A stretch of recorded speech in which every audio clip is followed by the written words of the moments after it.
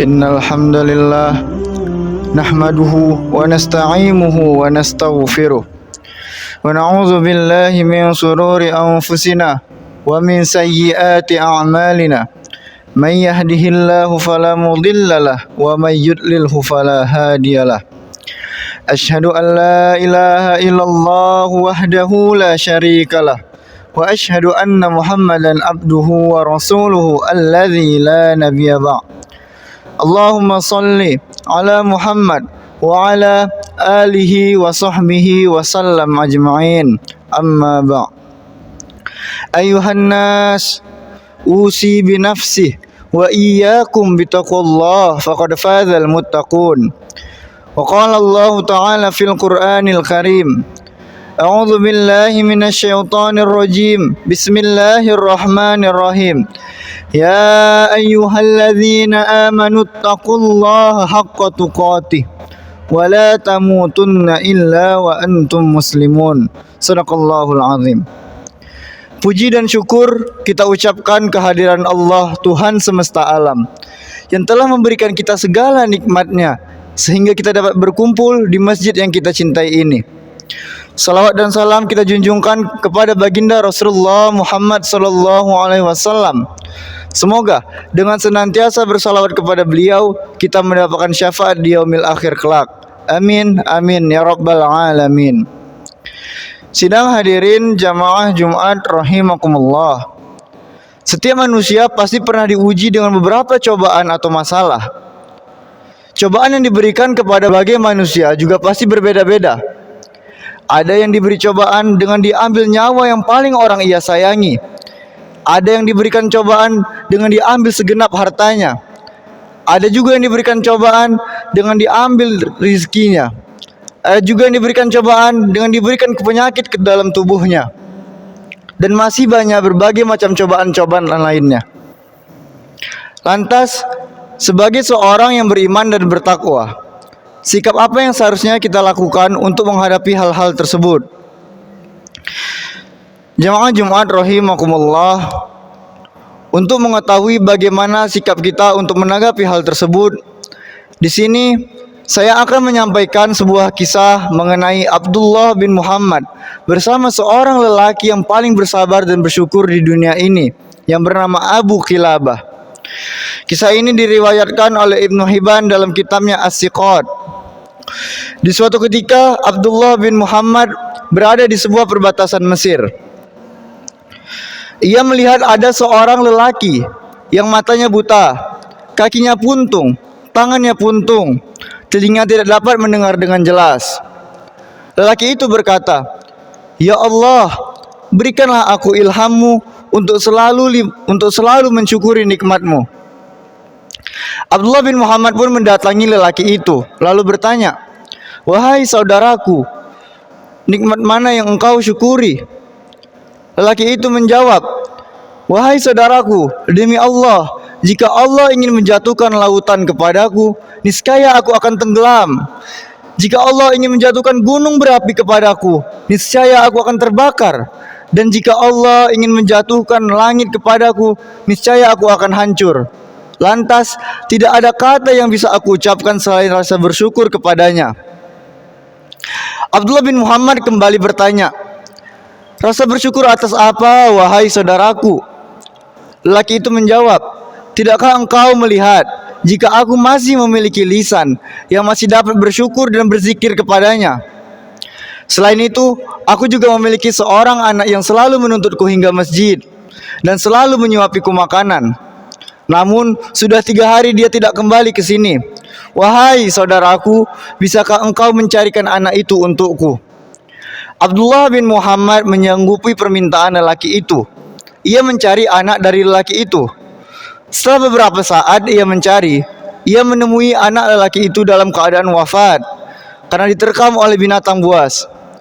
Abdullah bin Muhammad pun kembali kepada lelaki itu dan berkata, "Wahai saudaraku, tahukah engkau kisah tentang Nabi Ayub alaihi salam?"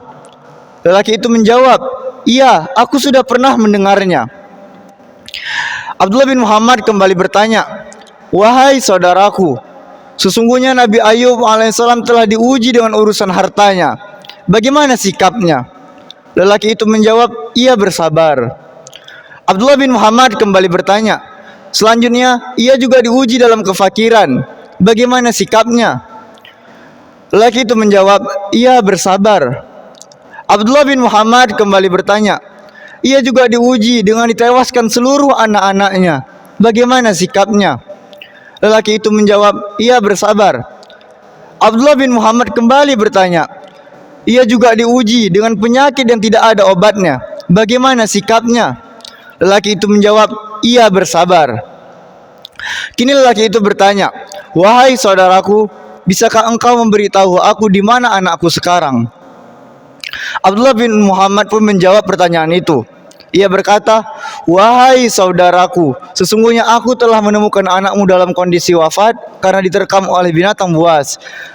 Mudah-mudahan Allah memberkatimu dan memberikan engkau kesabaran. Apakah lelaki itu nangis? Tidak.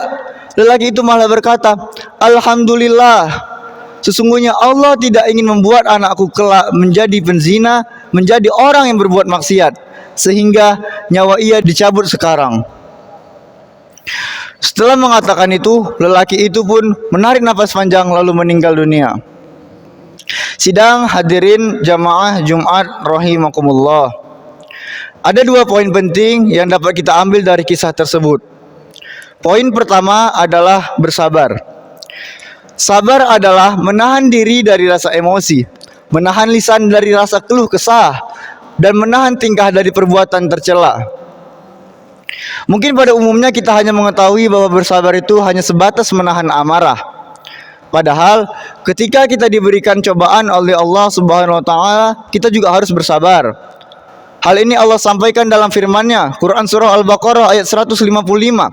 "Walanabluwannakum bisyai'im minal khauf wal ju' wa naqsim minal amwali wal anfusi was samarat wa basyiris sabirin."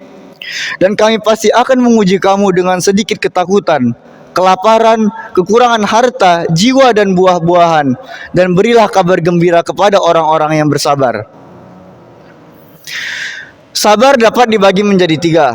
Yang pertama adalah sabar dalam ketaatan. Hal ini seperti yang Allah sampaikan dalam penggalan Quran surah Al-Kahfi ayat 28 yang artinya, dan bersabarlah engkau Muhammad bersama orang-orang yang berdoa dari pagi hingga petang. Yang kedua adalah sabar dalam menahan hawa nafsu. Hal ini dapat kita lihat dari kisah Nabi Yusuf alaihissalam yang selalu bersabar ketika digoda oleh Zulaikha. Dan yang terakhir adalah sabar dalam menerima takdir. Hal ini Allah sampaikan dalam penggalan Quran surah Al-Insan ayat 24. Fasbir li hukmi rabbik, maka bersabarlah atas ketetapan Tuhanmu. Jamaah Jumat rahimakumullah. Poin yang kedua adalah bersyukur. Syukur adalah rasa terima kasih kita kepada Allah Subhanahu wa taala atas nikmatnya yang selama ini Ia berikan kepada kita. Allah berfirman dalam Quran surah Al-Baqarah ayat 152. Fadhkuruni adzkurkum washkuruli wala takfurun.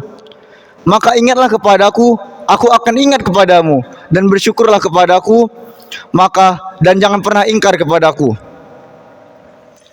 Ketika kita diberikan sedikit saja cobaan oleh Allah Subhanahu wa taala, pasti hal yang pertama kali kita lakukan adalah mengeluh. Padahal ketika kita diberi begitu banyak nikmat oleh Allah Subhanahu wa taala, mengapa kita tidak pernah bersyukur kepadanya? Mengapa kita lupa untuk bersyukur? Bukankah kita dapat berkumpul sekarang ini karena nikmatnya? Bukankah kita dapat merasakan makanan dan minuman selama ini atas nikmatnya? Bukankah kita dapat melihat, mendengar, mencium, dan bernapas hingga saat ini atas nikmatnya? Lantas apakah susah untuk mengatakan alhamdulillah ketika kita diberi begitu banyak nikmatnya oleh Allah Subhanahu wa taala? Maka hendaklah kita selalu bersyukur atas segala nikmat yang Allah berikan, dan kita juga harus bersyukur atas segala cobaan yang Allah berikan. Sidang hadirin jamaah Jumat rahimakumullah. Ada begitu banyak poin, ada begitu banyak hikmah yang bisa kita ambil dari bersyukur dan bersabar. Allah berfirman dalam surah Al-Baqarah ayat 153, "Innallaha ma'as sabirin." Sesungguhnya Allah bersama orang-orang yang bersabar. Maksud dari ayat ini adalah Allah akan selalu menolong orang-orang yang bersabar. Di lain ayat Allah juga berfirman dalam surah Az-Zumar ayat 10, "Innama yuwaffas sabiruna ajrahum bighairi hisab." Bahwa orang-orang yang bersabar akan disempurnakan pahalanya. Selain itu Allah juga berfirman dalam surah Al-Furqan ayat 75, "Ulaika yujzaunal ghurfata bima sabaru wa yulaqauna fiha tahiyatan wa salama." Bahwa orang-orang yang bersabar akan diberikan tempat yang paling tinggi, yaitu di dalam surga, dan mereka akan disambut dengan penghormatan dan salam. Sedangkan poin dari bersyukur, Allah berfirman dalam Quran surah Ibrahim ayat 7, "La in syakartum la azidannakum wa la in kafartum inna azabi lasyadid." Sesungguhnya jika kamu bersyukur, maka aku akan menambah nikmatmu, dan jika kamu ingkar, niscaya azabku sangat pedih. Sedang hadirin jamaah Jumat rahimakumullah, walaupun ada begitu banyak hikmah yang bisa kita ambil dari bersabar dan bersyukur, namun masih banyak dari kita ketika kita diberikan cobaan atau musibah, kita tidak bersabar dan bersyukur. Kita malah mengeluh. Kita menyalah-nyalahkan Allah Subhanahu wa taala. Kita tidak ingat betapa besarnya nikmat yang Allah berikan kepada kita. Padahal cobaan yang Allah berikan kepada kita hanya sedikit cobaan yang Allah berikan kepada Rasulullah sallallahu alaihi wasallam, kepada nabi-nabi kita, kepada Nabi Ayub alaihissalam atas segala cobaan yang ia terima, kepada Nabi Musa alaihissalam atas kejamnya Firaun, kepada Nabi Nuh alaihissalam atas perilaku anak dan istrinya, kepada Nabi Lut alaihissalam atas perilaku kaumnya. Maka hendaklah kita selalu bersyukur dan bersabar atas segala cobaan yang Allah berikan. Bukankah Allah juga sudah berjanji, la yukallifullahu nafsan illa wus'aha. Allah tidak akan membebani seseorang kecuali dengan kesanggupannya. Dan ingatlah, syukur dan sabar adalah dua hal yang saling terikat. Karena syukur berisi kesabaran, dan kesabaran menuntut adanya rasa syukur. Sehingga kita tidak bisa bersabar tanpa bersyukur, dan bersyukur tanpa bersabar. Fa'tabiru ya ulil absar la'allakum turhamun. Alhamdulillah, alhamdulillahi wasi'ir rahman wal ghufran, wa asyhadu an la ilaha illallah war rahmanur rahim, wa asyhadu anna Muhammadan abduhu wa rasuluhu alladzi la nabiyya ba'd. Allahumma shalli ala Muhammad wa ala alihi wa sahbihi wa sallam ajma'in. Amma ba'd. Ayuhan nas, usi binafsihi wa iyyakum bitaqwallah faqad fazal muttaqun. Wa qala Allah ta'ala fil Qur'anil Karim, a'udzu billahi minasyaitonir rajim. Bismillahirrahmanirrahim. Wal 'asr innal insana lafi khusr illal ladzina amanu wa 'amilus shalihat wa tawassaw bil haqq wa tawassaw bis sabr. Innallaha wa malaikatahu yusalluna 'alan nabi ya ayyuhalladzina amanu sallu 'alaihi wa sallimu taslima.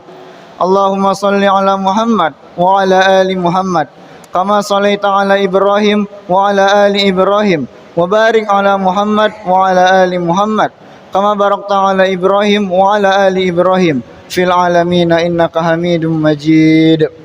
Allahumma ighfir lil mu'minina wal mu'minat wal muslimina wal muslimat al ahya'i minhum wal amwat birahmatika ya arhamar rahimin. Allahumma ya muqallibal qulub tsabbit qulubana ala dinik wa ta'atik. Allahumma anzilir rahmata was sihhata was salamata wal maghfirah alaina wa ala walidaina wa ala hadhihi al madrasah Jabal Rahmah Mulia. Rabbana zalamna anfusana wa illam taghfir lana wa tarhamna lanakunanna minal khasirin. Rabbana atina fid dunya hasanah wa fil akhirati hasanatan wa qina adzaban nar. Ibadallah, innallaha ya'muru bil 'adli wal ihsan wa ita'i dzil qurba wa yanha 'anil fahsya'i wal munkar ya'idzukum la'allakum tadhakkarun. Fadhkurullahal 'azim yadhkurkum washkuruhu 'ala ni'amihi yazidkum wa la dzikrullahi akbar. Aqimus shalah.